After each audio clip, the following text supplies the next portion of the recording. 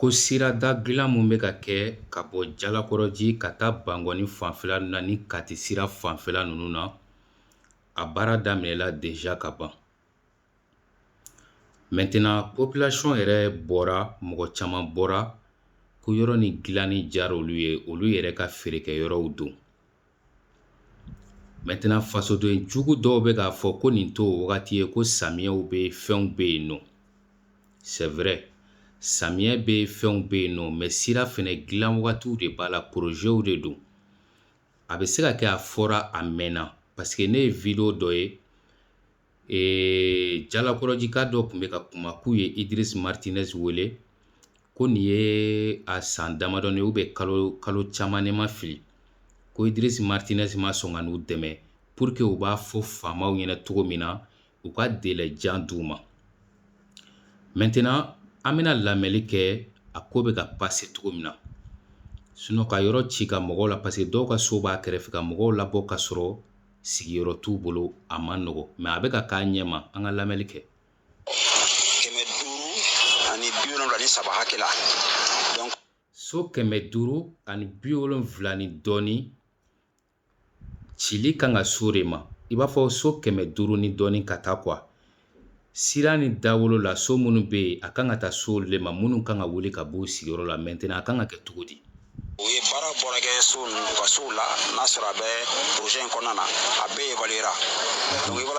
Maintenant n'a sɔrɔ k'i ye bâtiment de jɔ, étage 1 de don ou bien étage 2 de don, étage 3, u bɛ na u b'a lajɛ i ka so ni nafolo min ka kan o bɛ d'i ma.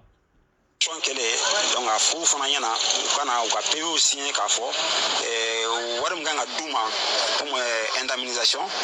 Indemnisation wari mun ni i ni wari min ka kan o tɛ se ka d'i ma f'i ka na fɔlɔ, aw bɛ sigi ka kuma, papier dɔ bɛ yen i bɛ sɔrɔ k'o signer, a wari hakɛ bɛ sɔrɔ ka ta ka d'i ma, mais a da kelen an t'o dɔn. Montant fɔr'u ɲɛna, an bɛ commune min na ko bi mɔgɔ hakɛ min sɔnna ka na PV signer a bɛ taa mɔgɔ 433 bisa fana o bɛ traitement na pour le moment k'a ci. Donc an bɛ se k'a fɔ mɔgɔ 440 kɔ olu mɔgɔ 440 kɔ olu de nana k'u ta signer, mais tɔw ma ye ɲɛ la fɔlɔ. A bɛ i n'a fɔ olu ma sɔn ou bien a ko m'olu ko minɛ fɔlɔ. En tout cas olu kɔni ma ye fɔlɔ. Pratiquement olu sɔnna wari mun proposé o ye. Maintenant difficulté mun bɛ hali bi o ye maa 440 dɔɔni. Ko dengun bɛ sa mɔgɔ 440 kɔ olu de ma ye fɔlɔ. U mana signeli kɛ, u mana lamɛnli kɛ, n'a sɔrɔ a ko bɛ kɛ cogo min olu ma ye fɔlɔ. Et puis n'olu ma ye fɔlɔ ministère des domaines et de l'habitat la. Donc an b'a ɲini u fɛ u ka taa u ka PV signer. Ok, jamana ɲɛmɔgɔw bɛ k'a ɲini sisan olu ka na u ka sigi ka kuma, u k'u ka fɛn signer, u k'u ka wari ta ka taa.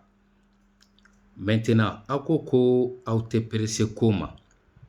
A mana wuli ka taa sɔrɔ ni mɔgɔ minnu bɛ fanga la sisan k'olu dɔw tɛ yen, ko ni ɲagaminen kɔfɛ tuguni, a bɛna tila ka na mun de fɔ mɔgɔw ye tuguni?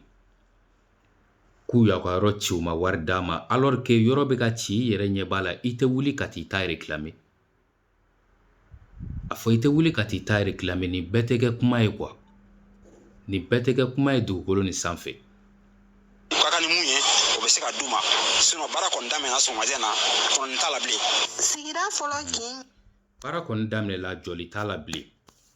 I m'a faamu parce que organisation kɛra ko baara kan ka kɛ cogo min a kɛra ten nɔ, wari minnu kan ka di olu dira baarakɛlaw ma, sisan jɔli kɔni t'a la. I bɛ n'i ka wari minɛ ou bien i bɛ jɛ i ka dugukolo kɔ, o de dɔrɔn don.